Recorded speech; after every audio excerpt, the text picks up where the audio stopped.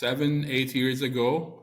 So one of the hospitals had a patient, young patient, I think 40 years of age, who had laparoscopic cholecystectomy. Basically, had his whole gallbladder removed with the laparoscope, and everything went perfectly well from a surgical perspective. And he was in the recovery room, and next to him was an intubated, ventilated patient on a muscle relaxant.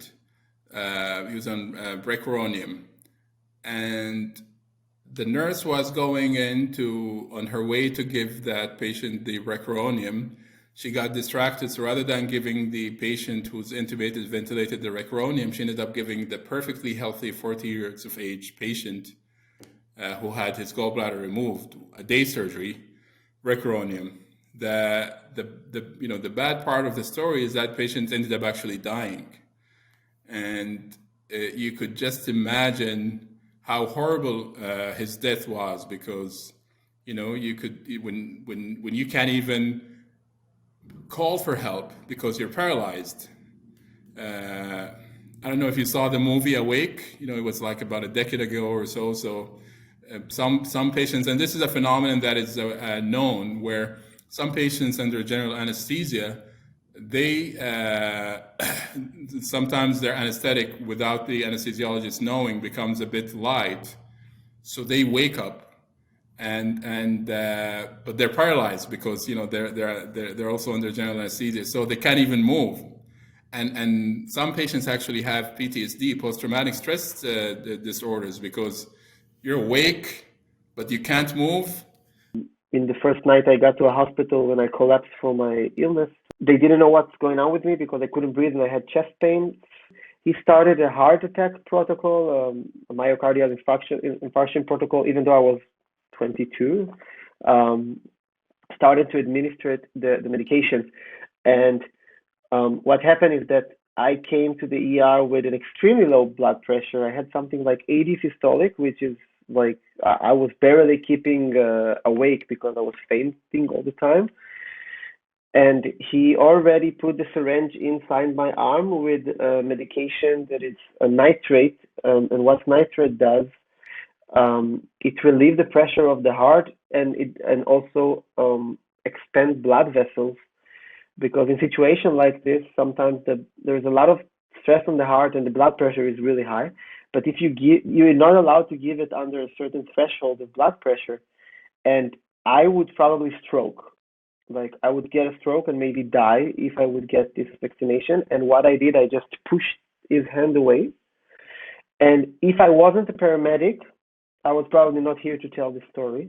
He was my friend. We were working together. All the team, all the nurses, everybody knew me. But still the tiredness, back then it was, if I'm not mistaken, 32 hours of resident shifts. Today is 26. And he didn't sleep for at least 20 hours. He was awake straight at least 20 hours in the emergency room. By the way, if it wasn't a team that knew me, I would probably be pressed charges against, because I attacked the doctor. But what you should do in a situation like this, you see the ampoule and you see the drug being sucked, you see your life passing through your eyes, like you prepare it and you see, I'm about to die. And I cannot do anything because I cannot breathe. I cannot control the situation. And this is everything that's wrong in healthcare was happening in this moment. Paternalism, patients are not seeing, patients falling between the cracks, patients have no voice, no control over their body, and decisions taking over their body. And this was all the nurses and the doctors in this little area knew me for years. So I guess just how many times a day it happens that a random person, maybe a homeless person, maybe somebody that the medical bias is very strong against, gets to a situation like this. These people have no voice, and we know it's the third cause of death in the US, kind of these adversities and errors. That's what troubles me, yeah.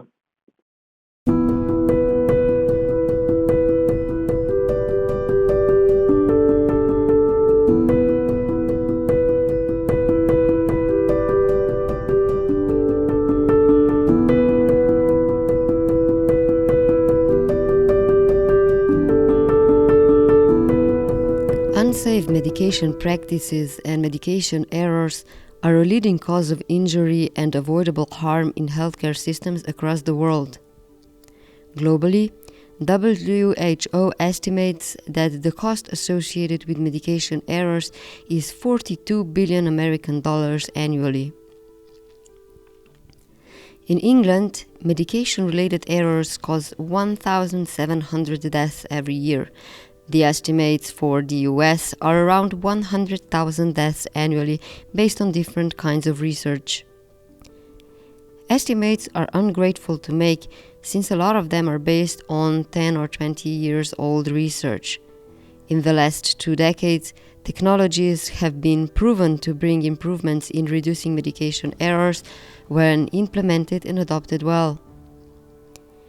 At the same time, the opioid crisis in the US significantly impacted the number of deaths related to medications. Not all medication errors have long-term negative effects.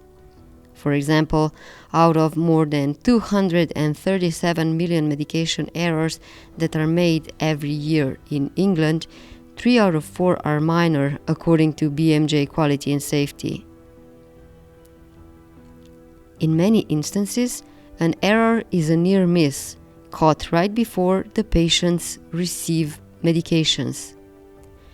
But let's look at the factors that contribute to medication errors. According to the Drug Bank statistics, there are currently over 4,000 approved drugs on the market. Many chronic patients suffer from several conditions. For example, a patient with diabetes might also have hypertension and chronic heart failure and has to take over 20 different medications per day. As you go up in the number of drugs, usually about 5 or 6 is sort of the cutoff, where once you exceed 5 or 6 medications, almost for sure something has the potential to cause a problem. Some pair of drugs in that group can have an interaction or some adverse event that may be additive that's just not what you want. About 10% of all hospitalizations in developed countries are due directly to drug interactions and drug-related problems. 10% of the people are not hospitalized because of their illness. They're hospitalized because something is wrong with their medications. There's no question the drugs we have today are much better. Insulin analogs are better than the old human insulins. GLP-1 therapy has become widely accepted. Even the drugs we have, the SGLT2s, the drugs are better. The technology's better. We have CGM now instead of BGM. And plus we have phones. Everybody's got a smartphone. So everything talks to everything now. So yet, even with all these great advancements we've had, technology, drugs, you name it, we still have a problem because a lot of patients don't follow what they're supposed to do.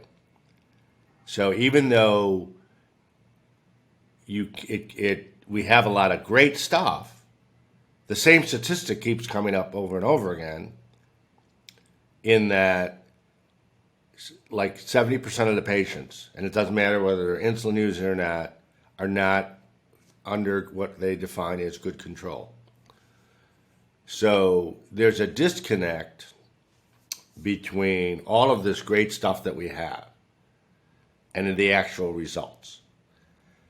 The one item that cannot be controlled in this chain of events is the patient.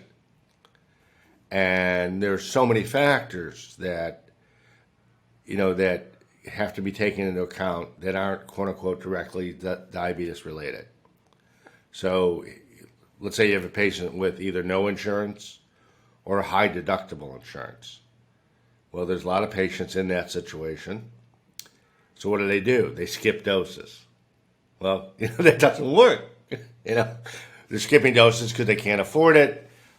Even in places where everything is given to them, Sometimes they don't do it because they forget. They don't like the side effects. There's what most patients want is not to have diabetes in the first place. Okay, since they can't have that, the next thing they want is diabetes management made stupid. Okay, something they just do every day without even having to think about it. So the problem has come that, I think a lot of the platforms that I've seen, especially in the digital space, they have the opposite effect. They're there to help, but it's a constant reminder to the patient. Oh my God, I've got a chronic condition. Oh my God, I got to do this. Oh my God, oh my God, oh my God. Patient medication adherence and effects of medications on the patient in his everyday world is a broad topic on its own. Another universe entirely is also what happens when the patient enters a hospital environment. There, several stages can contribute to medication challenges and patient harm. Primary care that have been using digital for decades, and hospital, to a greater or lesser extent, is still relatively new to the game. The fact that there's still, even with some of the more advanced systems, the ability to share data across environments is incredibly limited. And it's a massive barrier to care. One of the big wins about introducing a digital solution is to try to minimize the need for transcription, so from one paper document to another. But until we've got really good integration systems created between separate digital systems, that transcription process is still required. So we're still relying on a human being having to translate one data set into another data set, and yet the information is exactly the same between the two systems. It's just that there's no means of communicating directly. So a lot of the times you have patients coming in from the community and we don't have access to their medications, or they'll come in with a pill box completely unlabeled. They don't know what they're taking the medications for or what they are. And trying to get that information from the patient sometimes is difficult when they don't have that health literacy piece. And then also in terms of the providers, because you have patients going to different providers prescribe different things, and it's not traceable. And we saw this was a big thing when it came to prescribing opiates. You had patients going around to different emergency departments asking for pain medication, and you were unable to track, that they were just at the hospital next door and received the prescription. So having this information follow the patient throughout the community and into the inpatient setting, I think would be a huge improvement. When I was a clinical pharmacist looking at medications on the ward, I came across quite a significant error or an error that wasn't detected by the nurses or the doctor, and I was a clinical pharmacist covering that ward for the day. And I think it was after a weekend as well where we didn't have clinical staff looking at that every day, and you have a reduced clinical staff on as well, particularly pharmacists in that scenario. And I came across a drug chart that had vancomycin on it, and the patient, and vancomycin is a drug that is an IV, an intravenous drug used for severe infections. And we normally monitor this drug on a daily basis, along with drugs like warfarin, digoxin. These type of drugs are what we call the therapeutic monitoring of these drugs, where they can become quickly quite toxic. So in this scenario, I saw the very high elevated level of vancomycin in this patient. And this particularly IV antibiotic can create kidney complications if it exists in a very high dose in the body. So basically, the idea was that dose should have been withheld that day, and now the patient had an extremely high level of this drug in their body and was starting to get kidney complications as a result of it. So for me, this was quite a concern, and it was documented as an error as well that occurred in the hospital, because all the safeguards that were meant to be put in place weren't there. So checking the therapeutic levels, having a purple pen check the level before dosing. So this is how we used to alert doctors and nurses to check levels, by putting a purple pen on the page to indicate it.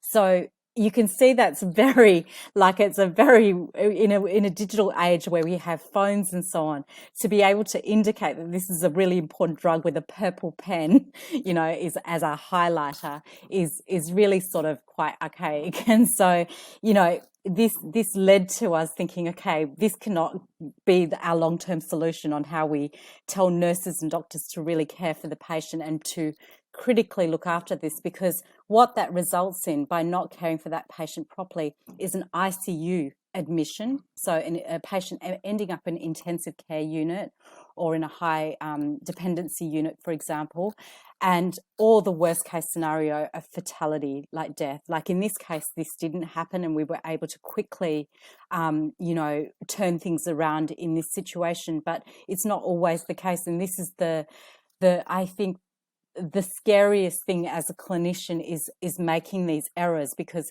everything is with good intention when you're caring for patients. In a hospital setting is probably, again, depending on what the patient's in there for, is probably the most difficult setting to be in. And so I think, everybody wants to, obviously you want to do no harm, you don't want to have a severe hypoglycemic event, nor do you want a severe hyperglycemic event. You want to do your best to keep them in a good range. But it is a very demanding area because of what I would say, the non-traditional factors. It's not like, somebody just managing their diabetes on a regular basis. You're in a hospital.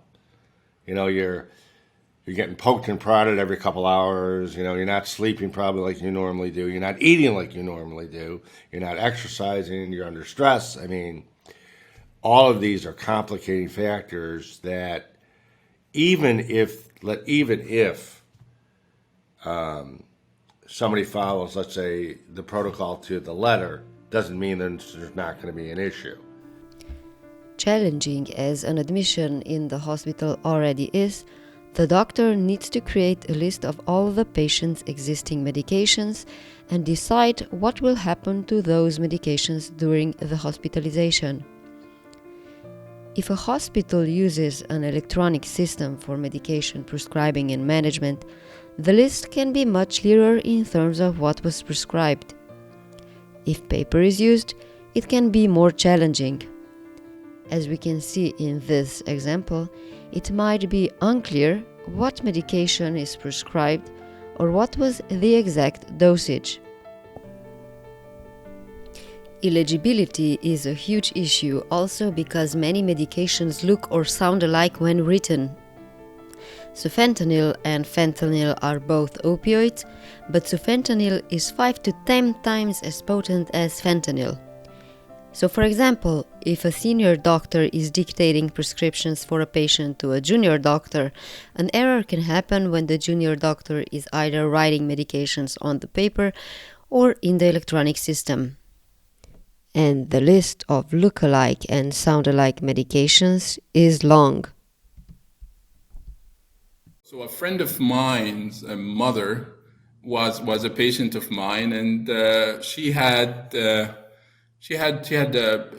abdominal problem and required to have a piece of her large bowel, a piece of her colon removed, and I did that surgery. And she was in her 70s, I believe, 70s, maybe late 70s, early 80s, and she was on polypharmacy. And one of the medications that she was on was L-thyroxine. So it's basically a hormone for patients that have low thyroid, for people that are just not familiar with it. And basically, her dose was 25 micrograms of L-thyroxine.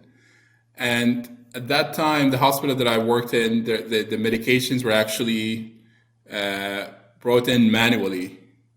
So one of the junior doctors rewrote, sometimes when you have so many medications, it becomes a mess, so you have to kind of rewrite it. So he rewrote the medications, and he just added 10. So rather than it's 25, it became 250. And A patient that old, when you're multiplying the medication by a factor of 10, could have gone into basically heart failure with that dose. Who recognized the error? The sun, my friend. While especially in the developing countries, healthcare is getting increasingly digitalized, there still isn't a 100% penetration of the digital systems across the world. Paper is in many cases still a reality. When the medications are given to the patient, mistakes can happen due to packaging. In this example, the left medication is an antihypertensive and the right one a neuromuscular blocking agent. This dosage in the vial is 10 mg per milliliter, but the vial contains 2 milliliters, making it easy for a nurse to give a patient a double dose. The 6-time overdose with the COVID vaccine happened because one vial of the Pfizer vaccine contains 6 doses and each dose needs to be diluted in a new vial. The nurse thought the vial she took was already diluted. There have been some catastrophic injuries and deaths that have been caused by situations like that. So a classic example is when adult strength heparin is put in the neonatal intensive care unit, so where there are a lot of babies, and if you give a baby a dose of adult strength heparin, they predictably will die. There was one hospital in Ohio in which that happened, and 3 babies died before they figured out what was going on. Finally, when the 3rd baby died, they realized that there was concentrated heparin that was being given to these children. And an issue there is that the vials look very similar. So just looking at the vial, you wouldn't necessarily notice anything. Over 20 years ago, the report To Err is Human shook the medical sector, since the report showed that almost 100,000 people a year die in the United States due to medical errors. These, apart from medication errors, include issues such as the wrong diagnosis, hospital-acquired infections which can't be treated due to the increasing antimicrobial resistance, and other aspects. But progress is being made on several levels. So let's look at the improvements. One of the changes increasingly present in the hospital setting is the inclusion of clinical pharmacists in the workflows. Well, the usual physician probably knows 10 or 20 drugs really well, because that's what they use all the time. But a cardiologist doesn't know much about oncology drugs. A neurologist doesn't know much about cardiology drugs. So the problem, for many patients is not that they have a single disease. They have multiple diseases and they start seeing multiple physicians for that. And so who's the arbitrator of all of these potential alerts and interactions that can occur from multiple physicians? And I will guarantee you the physician does not want to do that. I've never met a physician who was willing to change a different physician's prescribing. They just don't do that. And I understand that. That makes sense.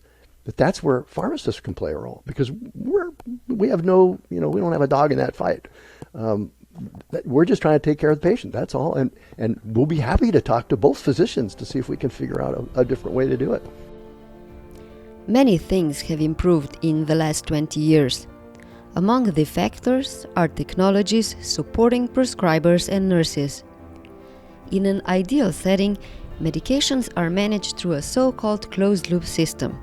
The doctor prescribes the drug electronically, the clinical pharmacist checks the prescription or the drugs are then automatically dispensed by a robot in the pharmacy, barcoded for a specific patient in a unit dose format, and the nurse administers the drug by scanning the drug, the patient, and then administering the medication.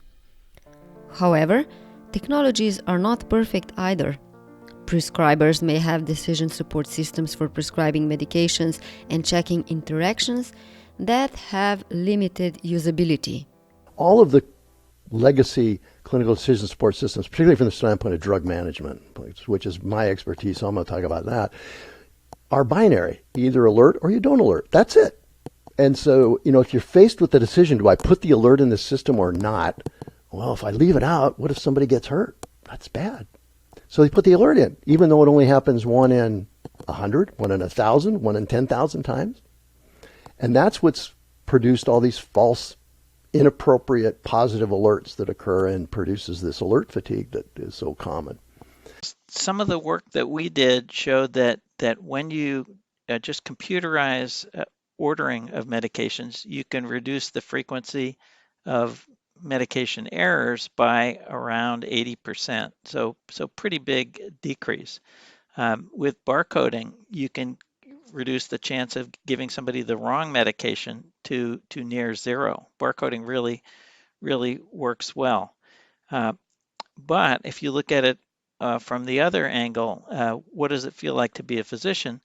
Physicians are now getting, at our hospital, 1 warning for every 2 medications that they write, and people write medications all the time, and they're overriding 98% of those warnings. So it's very clear that to us that we need to decrease the frequency of those warnings, because we've also found that even when there's a really important warning, people are very likely to ignore it or override it.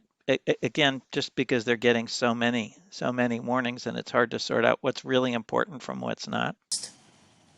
Clinicians don't have time anywhere in the world. Not only those that are in the emergency room, those that treat you on an ambulatory care, those that treat you in internal medicine departments, etc. They have 5-7 minutes to see you each day if you're in hospital, or if you're an ambulatory patient, they see you every few months, if at all, and for 5 to 10 minutes. And during those 5-10 minutes, they need to do a lot of things. One of them is to address drug interactions. And if you are not able, through technology, to support a very fast and accurate and patient-specific alerting or solution, you will lose the clinician. Technology can be ineffective because of the poor user experience. A solution might not be accepted among the staff. If users are not properly trained, it will not work. For example, a study from 2015 showed that adverse drug events decreased by 52% where technology was accepted, but increased by 14% at hospitals reporting physician resistance to the use of IT. Any progress is gradual. If the last 20 years of healthcare IT development were the first phase of supporting clinical work with IT, the second phase will be to make solutions more user-friendly and consequently used. For example, in the home setting, there's over 5,000 medication app reminders, the most successful one being Medisafe, which is used by over 7 million users in almost 200 countries. The US consumers can already sign up for PillPack, which enables them to get medications packed in a single package based on the time they need to be taken. A startup called YourMeds in the UK works with local pharmacists, where pharmacists pack medications for the patient in special portable smart medication boxes that prompt patients to take medications at the appropriate time. For injectable medications, HealthBeacon offers a digital health device and platform helping patients take their medications as prescribed and dispose of them safely. There's a whole new field of digital therapeutics, software solutions with a direct impact on treatment and outcomes. Some digital therapeutics works alongside medications or impact medication prescribing altogether. For example, a digital therapeutic for chronic pain can help individuals mitigate their pain through guided exercises, which might reduce the need for medications. On the clinical side, various prescribing decision support systems are developed for clinicians. Some of these have very narrow focus, such as Glytek, which is an insulin management software company for healthcare providers to deliver personalized insulin treatment recommendations. Dosis is focused on offering recommendations regarding the treatment of anemia. Seegnal is an Israeli-based startup which designed a clinical decision support platform that is connected to the electronic health record, so it takes into account patient-specific information such as lab results, lifestyle habits, and more before giving the doctor a recommendation regarding the medication prescribing. Another startup comes from the UK. It's called Dosium, and it spun out of the Helix Center of the Imperial College London. Dosium is developing indication-based prescribing, meaning that doctors get suggestions for prescribing based on an individual's disease. OpGen is addressing one of the biggest challenges in medicine, the antimicrobial resistance. Antimicrobial resistant infections currently claim at least 50,000 lives each year across Europe and the US alone. Companies such as OpGen offer rapid testing to detect antibiotic susceptibility or resistance in a specific case. This consequently doesn't tell the doctor which antibiotic to prescribe, but it does indicate what antibiotic or classes of antibiotics not to use, as resistance markers are detected that suggests that those antibiotics would be ineffective. On the pharmaceutical development side, new hopes about polypills are emerging with the evolution of 3D printing. If you could combine various medications into one pill, it could potentially be much easier for the patients to take those medications. Dr. Horn, however, is skeptical about that, since polypills are not a new idea. I was around back when they used to do polypills, and they got a really bad rap from prescribers. They don't like them. The choice of combinations weren't always really the best they could be, and you know, physicians didn't like it because it limited their ability to select doses and really to personalize therapy. So those went out of favor for a long time, and I think that there's still a lot of people around who remember that and have some somewhat of a mindset against that idea. I think we can do a lot better job now than we did back then in picking correct or more appropriate combinations, but you still got the problem of dose differences. There's a huge range of responses to drugs based on all sorts of things. And that makes it difficult to say, here's a pill that will be good for everybody. You can make a combination of pills that's really good for a person, but how do you pack that into one pill? That's the difficulty that I see.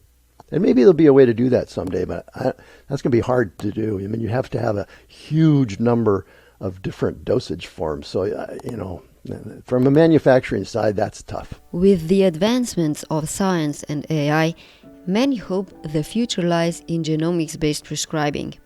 For example, in oncology, pharmacogenomics can help predict cancer susceptibility, tumor progression and recurrence, patient survival, and response and toxicity to chemotherapy.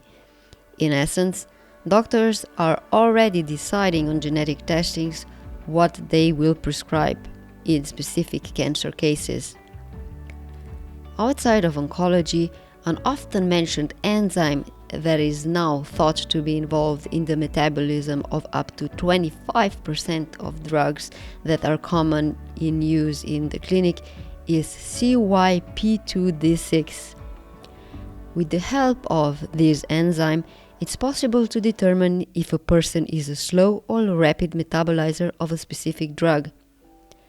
This is important because if a person is a rapid metabolizer, there is a danger that a dose will cause toxicity. The impact of this was again discovered the hard way. Infant deaths from opioid toxicity have been attributed to breastfeeding mothers who were CYP2D6 ultra-rapid metabolizers taking codeine for postpartum pain. After these case reports, the U.S. Food and Drug Administration amended codeine labeling and prescribing recommendations. Genetic factors can account for 20 to 40% of inter-individual differences in drug metabolism and response. A lot of research still needs to be done to make pharmacogenomics findings useful, since many factors can impact dosing adjustments, and solutions cheaper than pharmacogenomics can be used in certain examples. An example like that is warfarin. And warfarin is metabolized by a number of different enzymes in the body, a couple of which are all under genetic control, but the primary pathway for warfarin metabolism, there are some patients who have a lot of that particular enzyme and other patients who don't have much of that enzyme. And so the idea was, well, if we could figure out who's a fast or a slow metabolizer, we could figure out what the best drug dose of warfarin would be. And it's just not worked very well. And the reason why it doesn't work very well is because we have a really easy way to measure a patient's response to warfarin. It's called an INR. It's a simple lab test. It's a finger prick. You don't even need to do a venipuncture to get it. So by the time you do the genetics and figure out what your dose is, most patients you'll already know what the answer is because you'll be following their INRs. So it's an area where, it certainly is interesting from a research standpoint, but I think it's very applicable or practical. Now, the reason why it doesn't work very well with warfarin is that the genetics probably accounts for less than 30% of the variability of patients' response. There's a huge number of things that affect warfarin response. The new hope for personalized medicine and better predictions about how the patient will respond to a specific medication or combination of medications lies in the rising amount of data, quantum computing, and advancements in AI.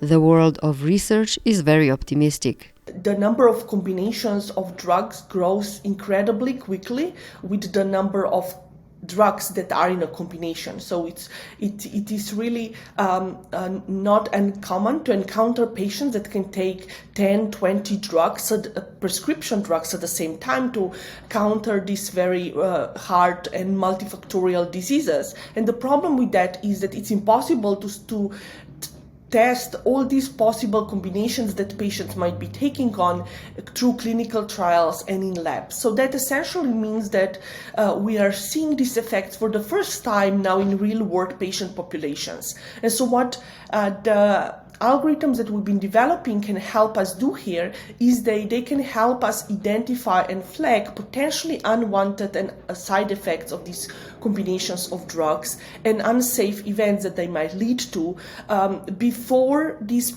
combinations are even prescribed to real patients. And so for that, we have been primarily working with data from FDA. Our partners at FDA, which is the US regulatory agency for drugs, have shared with us over 10 million reports of adverse events for the entire US population for over the last 10 years. And we use that information to actually identify what is the risk of an individual patient developing a particular side effect, taking into account their personalized information in the form of personal profile, their age and gender, demographic data, as well as other diseases that the patient might have and drugs that the patient might be taking on.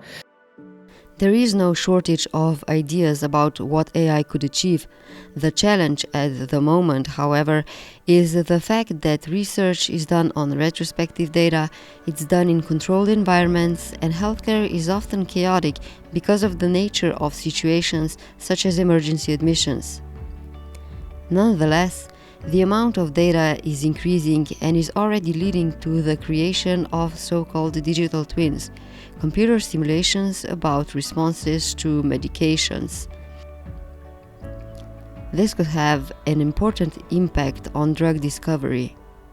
So this notion of digital twins then is incredibly appealing, and think of it as almost like having a simulation system or in silico setting that one could probe and ask all these difficult questions regarding toxicity and safety of a drug before any clinical trials are done, or even experiments in animals. So that is very exciting, and digital twins are being developed primarily for certain focused disease areas for which more data are being available. So there exist digital twins for aspects of oncology, for Parkinson's, Alzheimer's disease, in some limited capacity based on limited understanding of biology, because it's really incredibly challenging to tease apart and identify really what happens when a drug is administered to a human body, right? And so these experiments first take place in a very crude way, where drug is being added to some number of human cells in a petri dish. It's sort of cells in a petri dish are very different from a human being, right? And so the question then becomes, what kind of basic mechanisms of drugs action can be revealed through those experiments that nowadays can be done in high throughput manner through screening processes, for example, or experiments in cell lines, and then how to put all these experiments together to essentially integrate data from the level of individual genes and mutations and variants in a genome, to then proteins that are encoded by those genes, how those proteins interact with each other, what kind of molecular functions they give rise to, and how then alterations of those functions lead to the onset of disease. So ideally, and what I hope will happen in the next in the near future, is that we will have these differentiable counterparts of these large complex biological systems that in many ways will be optimized for knowledge discovery, designed and kind of interpreted by AI algorithms in order to allow drug developers and drug designers ask questions and pose queries and kind of get predictions and insights that can inform all aspects of drug development.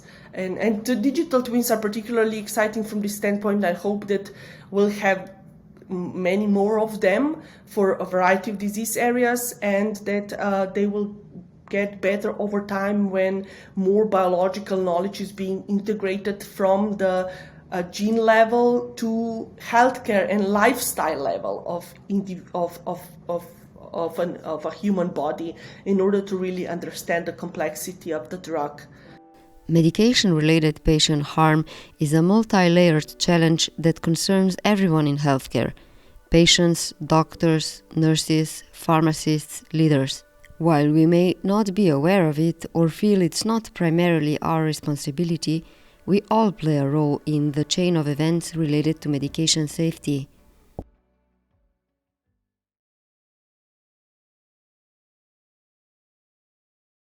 I've been in different healthcare systems, and it is very much clear to me that the challenges of patient safety and medication safety has nothing to do with geography alone.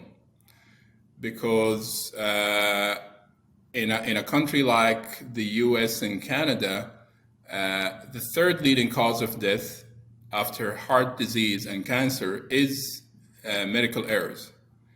In a country like the UK, 150 preventable death happens every week. These are advanced and top healthcare systems. And, I talked about the 134 million adverse events that takes place in low middle income countries, which is causing 2.6 million deaths in low middle income countries. So in a way, this is not a high income country's problem, nor low or middle income country's problem. This is a healthcare system problem. It's a global problem. And the way to deal with it is to deal with the causes of why we are where we are, which I mentioned at the beginning. Things around the safety, culture, things around the human factors and ergonomics, empowering patients and families, and using common taxonomy and the advocacy piece. We really have to keep pushing the envelope and making sure that this issue becomes mainstream. These numbers are just people are become aware of those, and if people in many countries realize that healthcare is not as safe as we think it is, and if people realize that there are potential harms, then they're going to push those healthcare systems towards finding a solution. And if there's a will, there's a way. Leaders to learn about patient safety and learn about patient safety culture and what it takes to maintain good safety culture. There's some terrific examples of how organizations responded to even very serious accidents in ways that were positive. One of those was one, sadly, that I was involved with because it happened in an institution here. Betsy Lehman was the healthcare reporter for the Boston Globe, and she was admitted to the Dana-Farber Cancer Institute. And because of a miscalculation, she got 5 times too much chemotherapy and eventually died as a result of that. And the institution took that accident and learned a great deal from it and really changed many of their processes.